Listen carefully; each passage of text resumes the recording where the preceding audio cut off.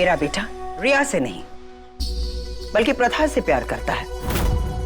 ये तो बहुत अच्छी बात है कि शादी से पहले तुमने मुझे बता दिया। इसलिए अब मैं तुम्हारी शादी उसी लड़की से करवाऊंगी जिससे तू प्यार करता है, और वो लड़की है प्रथा।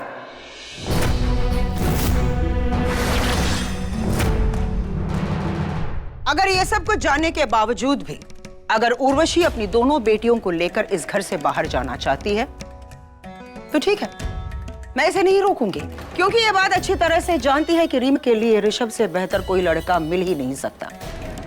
और ये बात भी अच्छी तरह से जानती है कि रीम ऋषभ से बहुत प्यार करती है। अगर उसके बावजूद ये रिश्ता तोड़ना चाहती है तो ठीक है, उर्वशी ऊपर रीम शादी के लिए तैयार हो रही है। जाकर कह दो उसे कि उसकी छोटी बहन की शादी इस घर में नहीं हो रही है, इसलिए तू रीम की शादी ऋषभ के साथ तोड़ रही है। जा, वो इंतजार कर रही है। नहीं, मैं ये होने नहीं दूंगी। मैं शादी नहीं टूटने दूंगी। सीमा सही कह रही है, तेरे डैड पता नहीं कहाँ चले गए, कौन सी कॉन्स्पिरेसी में फंस गए हैं, पता ही नहीं। I can't let this happen. शादी तो आज ही होगी, उनके बिना ही सही, लेकिन आज ही होगी। इतनी बेइज्जती की बात तो बिल्कुल भी नहीं। मैं अभी जाके रीम को बोल रही हूँ कि वो भी शादी के लिए मना कर। Just because तेरी शादी नहीं हो रही है उसका मतलब ये नहीं कि उसकी शादी नहीं होगी ऋषभ के साथ। उस पुजारी को तो कुछ नहीं पता कि यहाँ नीचे क्या क्या हो गया है। वो तो पता नहीं कितने अरमान सजा कर सज संवर रही है ऊपर। शादी होगी, जो भी बताना होगा उसे शादी के बाद बताऊंगी। ऋषभ बहुत ही अच्छा लड़का, बेटा तेरे लिए भी मैं बहुत अच्छा लड़का ढूंढ लूंगी, लेकिन आज रीम की शादी हो जाने दे प्लीज। वाह सीमा वाह, क्या बॉलिंग की है तुमने, क्या विकेट उड़ाया है उर्वशी का, वो भी कितने अच्छे से बताया तुम्हें। अपनी सहेली उर्वशी की कौन सी नस कैसे दबानी है कि ये तुमसे दब जाए। तो फाइनली शादी तुम आज ही करवा रही हो। जितनी चाबी भरी गुजराल ने उतना चला खिलौना। I'm sorry यार, माफ कर दे।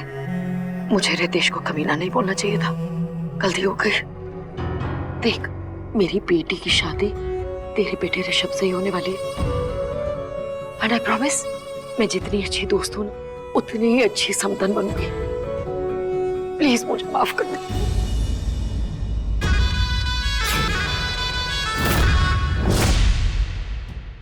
ठीक है, चल, जो हुआ सो हुआ, भूल जा।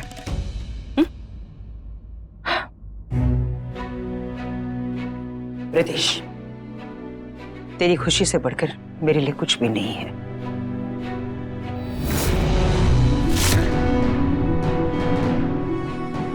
लव यू बेटा। Thank you.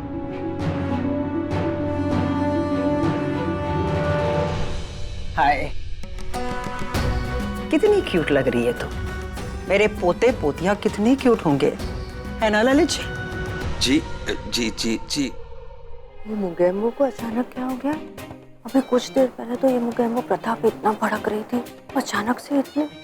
मुगैम्बो खुश कैसे हो गया पुन्नू जी? शांत हो जा रहा था रानी, अपनी बेस्ट फ्रेंड को नहीं बख्शा, तुझे नहीं छोड़ेगी। बेट लगाई हमने और बाजी मार ली बड़ी मॉम ने। अनबिलीवेबल यार, मुझे तो अभी तक यकीन नहीं हो रहा है कि हिटलर ने बोल दिया मुझे यह शादी मंजूर है। पर मैंने इस शादी के लिए हाँ तो कहा ही नहीं। कोई बात नहीं, वो बात भी हो जाएगी। नमस्ते, मैं अपनी बेटी के लिए आपकी बेटी का हाथ मांगना चाहती हूँ। आप भी तो यही चाहते हैं ना कि आपको एक केयरिंग दामाद मिले। मेरा बेटा आपके परिवार को अपना परिवार समझता है। आपके सुख दुख में उसने आपका साथ दिया है। एक गलत लड़की से शादी करने के बजाय अब वो उस लड़की से शादी करना चाहता है जिससे वो प्यार करता है, जिसे वो चाहता है, और वो लड़की आपकी बेटी प्रथा है। मैं आपके सामने हाथ जोड़ती हूँ, ये घर आपकी बेटी को बहू बनाने के लिए तैयार है। अगर आप हाँ कहेंगे तो आज रात को ही मैं इन दोनों की शादी करवा दूंगी। मैं अपनी बेटी से अकेले में कुछ बात करना चाहता हूँ। ठीक है।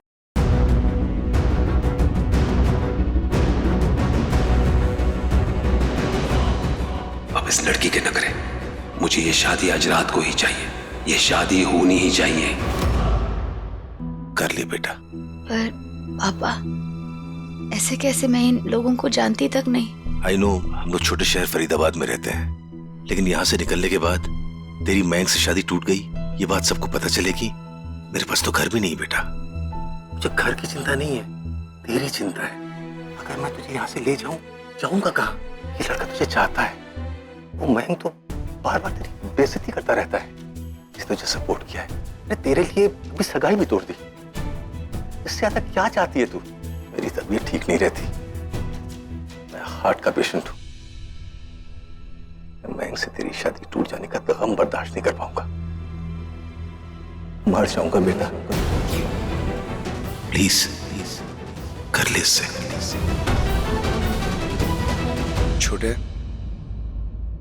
तू क्या कर रहे है यार? मैं इस लड़की को बहुत अच्छे तरीके से जानता हूँ। मैंने इसको 5 लाख रुपए ऑफर किए थे तो इमीडिएटली शादी के लिए ना कर दी। अब तू इसके डैड को पैसे दे रहा है तो देख कैसे हाँ बोलेगी, या बोलेगी सोच के बताऊंगी, या कोई ना कोई बहाना जरूर मारेगी। देख छोटे, ये लड़की तेरे लिए सही नहीं है। भाई प्लीज, मैं प्रथा से ही शादी करूंगा।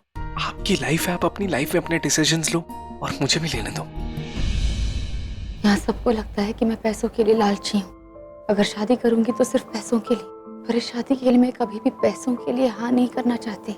बात पैसों की नहीं है। मुझे ये लड़का रितेश अच्छा लगा, उसके माँ बाप अच्छे लगे।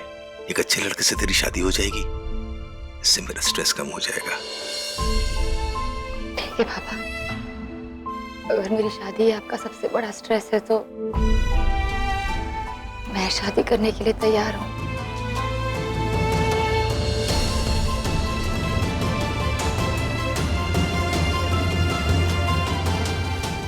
I'm sorry, वो मैं शादी के लिए तैयार हूँ। श्याम, ये लो बेटा, जल्दी शादी के लिए तैयार हो जाओ, क्योंकि तुम्हारी शादी आज रात को 12 बजे के बाद होगी।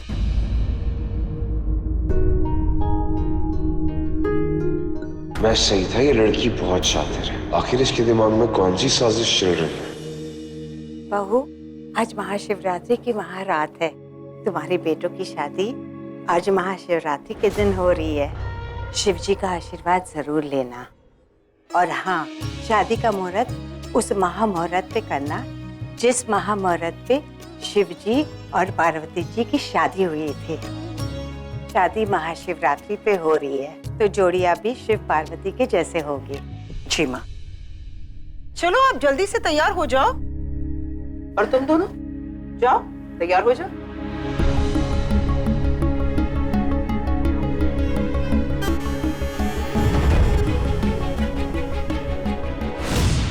I'm sorry। कोई बात नहीं बेटा।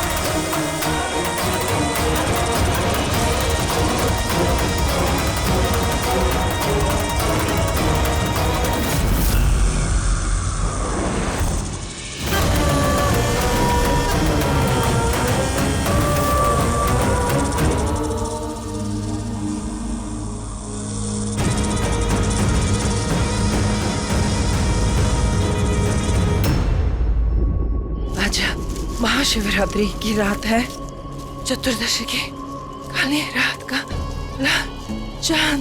लाल चांद की चांदनी जब हमारे शरीर पे पड़ती है तो वो अपना असली रूप, हम अपना असली रूप नहीं छिपा सकते।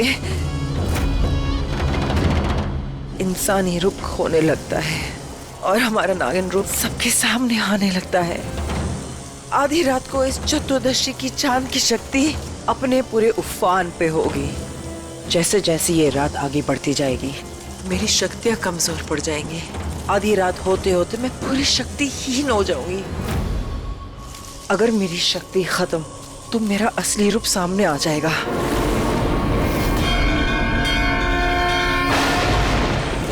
मेरी शक्तियां जा रही है।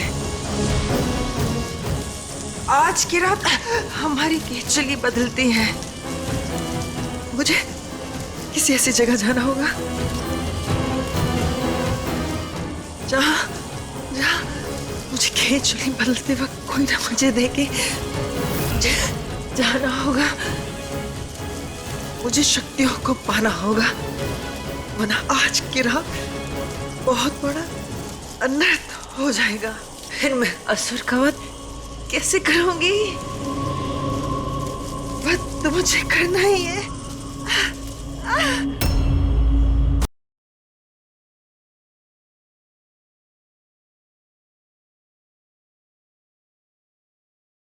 मुझे अपनी शक्तियों को हासिल करना होगा।